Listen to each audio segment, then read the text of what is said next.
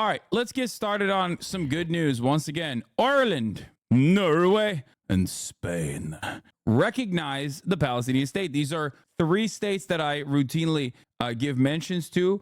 And with the exception of Spain, I guess, you're doing the most. Welcome to the rest of the world. Because as Ireland, Norway, and Spain recognize Palestinian statehood, we must remember there is more than 140 nations that have already recognized Palestinian statehood. It's just that Ireland, Spain, and Norway are some of the first in Western Europe to recognize Palestinian statehood. You know, it's always the same map, huh? It is always the same map. Now, the difference, however, is that that map is getting a little bit smaller for Western Europe. Ironic because, like, this is literally, this map right here happens to be where 4/5 of the entire planet live. We are talking about damn near every single person. 4 people out of every 5. Like, one person, only 1/5 of the planet lives in the gray areas. The rest is just the rest of the fucking planet. It is like an omega super majority. So it's wild to consider that, like, these guys are kind of running the game. They're running the show still. This is kind of what we talk about when we say the Western world, the sphere of Western influence. This is it.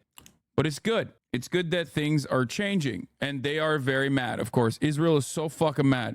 Fuck Ireland, Spain, fuck Norway. Are we for real right now? Like, what's happening? Anyway, let's get to the way that BBC is covering it, and then we'll move on to the reactions of it. Spain, Ireland... And I'll also, of course, talk about what it means.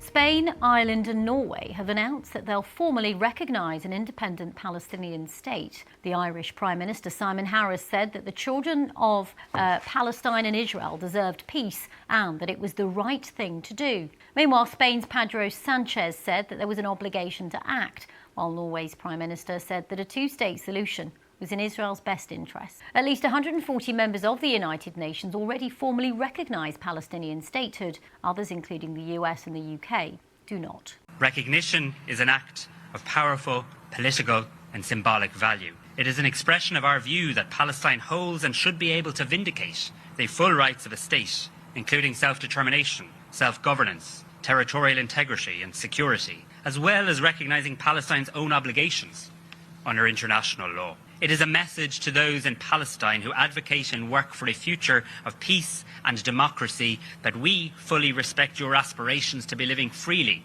in control of your own affairs and under your own leadership. The Irish Taoiseach there. Well, let's have a listen to what the Spanish Prime Minister had to say. Here's Pedro Sanchez. The Progressive Coalition government of Spain, echoing the majority feeling of Spaniards at large, next Tuesday on the 28th of May will, at Cabinet meeting, recognise the state of Palestine.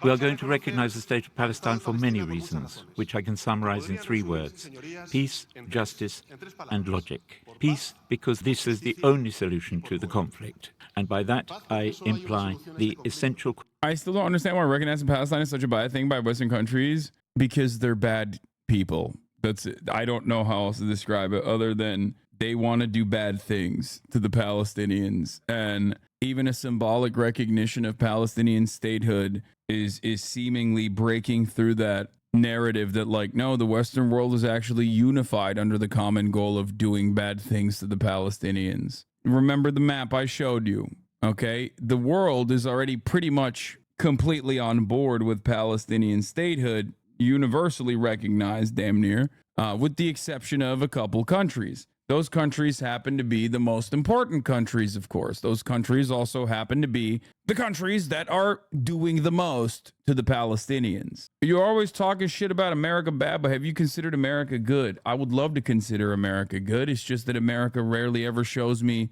anything good. If it did, I would tell you America good. I want America to be good. That's the whole point of my commentary. If America was good, then I could move on and play Batman Telltale all day, every day. You know, we're not there. Now, a lot of people immediately tune me out because they say your opinion on the matter is tarnished by the fact that you are a campist or you're a tanky or you're an America hater. You know, you just don't like America. If you don't love it, leave it. For me, it is very frustrating to see America doing such egregious things, such awful things.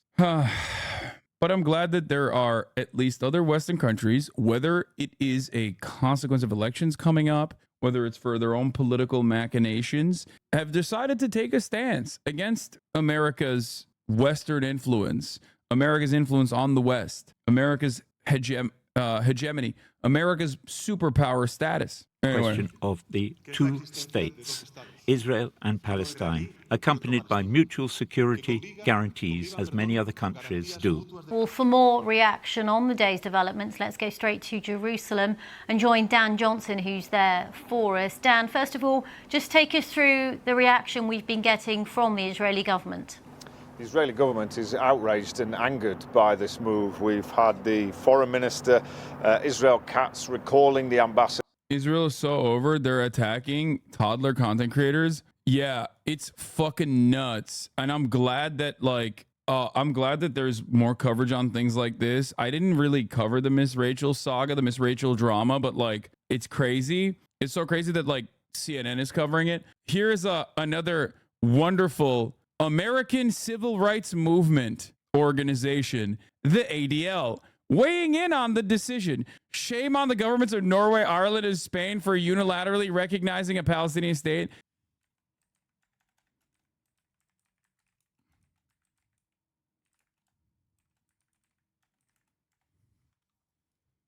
It's just like, dude, you're an American civil rights organization. What are you talking about? What? Like, why does nobody go, that's weird that an American civil rights organization is chirping? Let's listen to what the Israeli Foreign Ministry had to say. The possibility of recognizing a Palestinian state risks turning you into a pawn in the hands of Iran and Hamas. Such a move Bro, this is literally just a threat. will only strengthen Hamas and weaken an already dysfunctional Palestinian Authority. The fact that Hamas leaders are thanking you should serve as a wake-up call. Your actions will only fuel extremism and instability. Progress can only be achieved through direct negotiations within a wider regional context. Don't be pawns in the hands of Hamas. Say no to recognition. The only ones who would cause more instability following a recognition of a Palestinian state are you. Mind your own business. Foreign Minister said Israel will not let this go. Katz recalls envoys from Norway, Ireland over Palestinian state recognition. Israel will not let this go quietly. Oh no. Oh no. They're isolating themselves further diplomatically from the Western world. Oh no. What will everybody do? Bro, no. I don't understand it. What will anybody do without Israel? What will anybody do without Israeli cooperation? No more ways for you. Say bye-bye to Waze and the shittiest techno music you have ever heard. No more Soda Stream. It's like without incredibly invasive surveillance technology and like weapons, some weapons. What the fuck has Israel done? Soda Stream, dude? Bubbly water? Is that it? That's it? Waze? Look no further than how gross Sabra hummus is, which I was automatically doing a BDS before I even knew the existence of fucking BDS because of how dog shit it was. It literally doesn't taste like chickpeas. I don't know how they did that.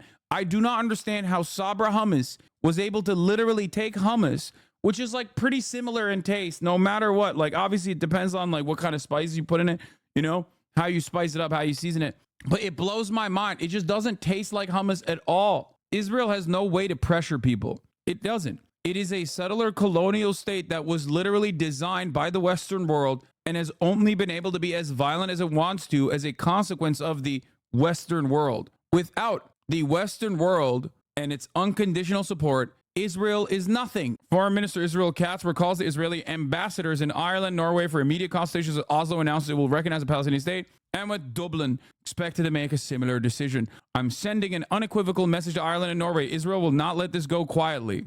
Ireland and Norway intend to send a message to Palestinians and the entire world. Terror pays, says Katz in a statement. Can I just remember when I said that if Israel continues to be this like violent psychopathic entity that is like hyper focused on bloodshed, it is going to dismantle America's influence over the world. Our undying loyalty, our fealty to the state of Israel and its endless bloodshed is going to basically dismantle American power status. is basically going to show the world that we have no fucking smoke. We cannot control our own attack dog. The fact that the ICC is applying to send arrest warrants to the Israeli head of state and the defense minister is proof of that. The fact that now you have Western nations, okay, not Eastern Bloc nations in 1988, not fucking the one-off with Sweden, but actual fucking Western nations like Spain, Norway,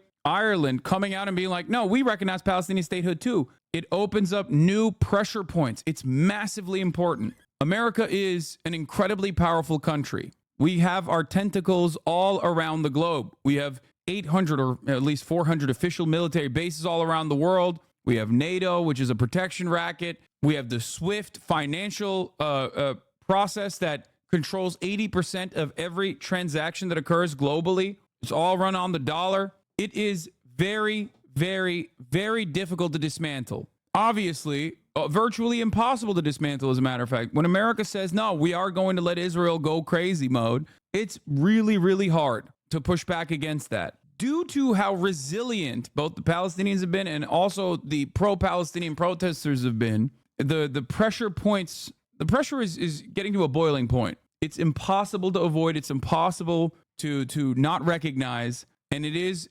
genuinely causing fear in the hearts of many in the American leadership who absolutely will have a very difficult choice to make. How many more AIPAC dollars do I want versus completely losing America's grip on the entire globe and its affairs?